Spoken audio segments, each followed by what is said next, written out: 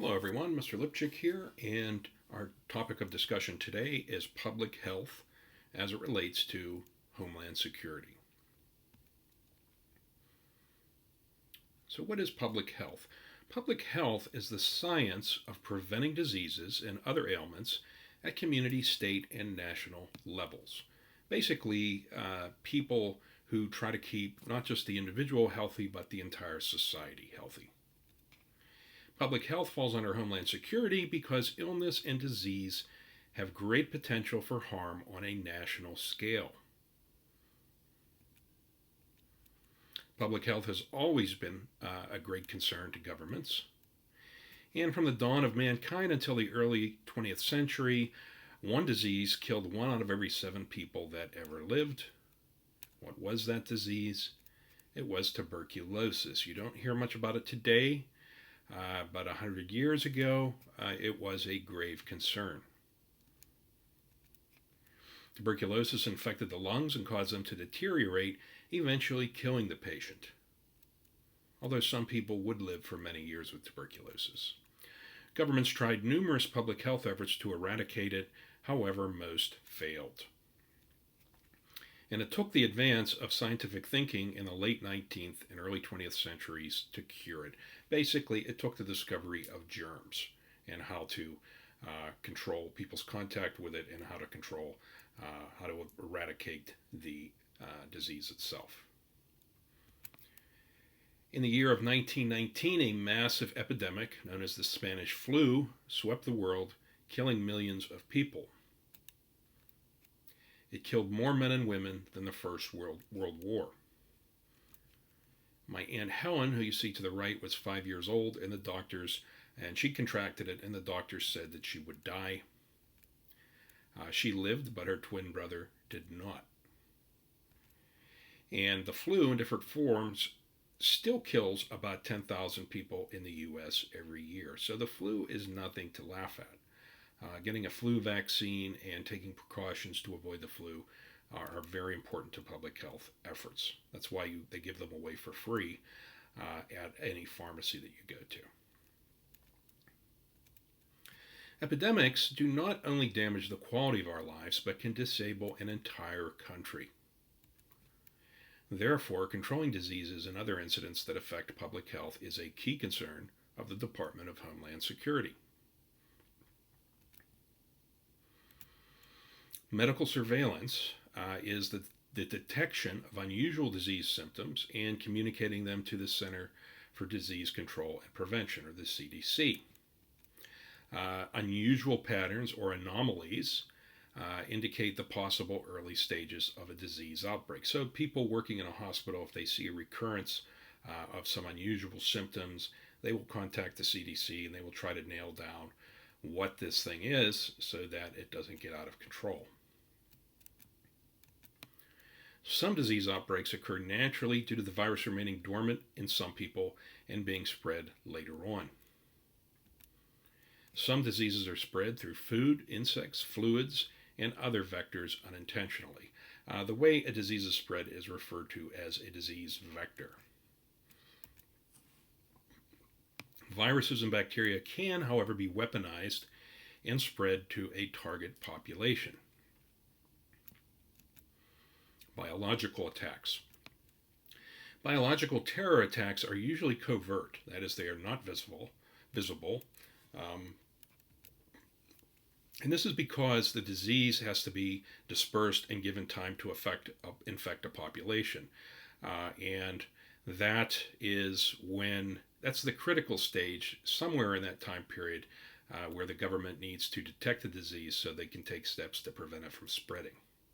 So the first symptoms that begin to show up in hospitals, that's where things are critical. That's where the government needs to call the CDC or the hospital.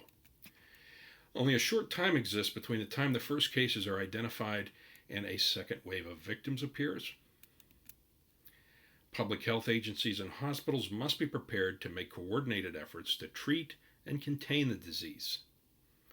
So they have to be ready to work with one another. They can't simply deal with it in isolation because they'll fail. Chemical attacks.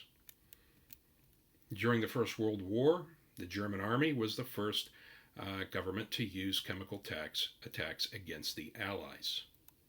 A man named Fritz Haber, a very prominent German chemist, helped to develop these weapons, and a lot of his fellow scientists shunned him. Einstein, who had a friendship with Haber, basically disowned him for this because he was using science to kill people, essentially. The gas was released and drifted toward the Allied lines. Ironically, however, the wind shifted and the gas blew back on the Germans, killing many of them. Okay, so a bit of irony there. World War I was the last major war in which gas was used. However, since that time, nations have researched and stockpiled deadly gases. And gas that the U.S. provided to Iraq for use in the Iran-Iraq War was eventually used by Saddam Hussein to kill Iraqi Kurds who were rebelling against him back in the early 1990s. Three basic categories of chemical agents exist. One is something called a harassing agent, and this is used to harass the enemy and make them less effective on the battlefield without killing them. Incapacitating agents that leave soldiers unable to fight. And finally, lethal agents that are used to eliminate entire units of soldiers. Harassing agents. Tear gas and CX gas are harassing agents that irritate the skin and eyes, causing great pain and discomfort. And also vomiting agents are used, and they cause nausea and vomiting, rendering the individual ineffective on the battlefield. Incapacitating agents. These substances produce serious psychological disturbances that render soldiers incapable of fighting. Basically, they alter the mind. Lysergic acid diethylamide is a derivative of LSD, which causes wild hallucinations. Okay, basically cause people to become panicked, disoriented, incapable of fighting effectively. And finally, there are lethal agents such as blister agents, nitrogen mustard gas, and which causes pulmonary damage and dry land drowning. Basically, they destroy the lungs, the alveoli in the lungs, which causes the lungs to fill up with fluid, and you're unable to expel the fluid, so you die. Blood agents such as hydrogen cyanide destroy the blood's ability to carry oxygen. And there are nerve agents such as sarin gas, which attack the central nervous system. And once your central nervous system is compromised, you'll die. Your lungs and your heart won't function. Okay, so how do we prepare for these things? Preparing for a biological or chemical attack is difficult to do. Numerous local, state, and federal agencies must coordinate their responses. And the national pharmaceutical stockpile must be adequately stocked with vaccines and antidotes. The National Disaster Medical System, or NDMS, will link local, state, and private agencies into a mutual aid system.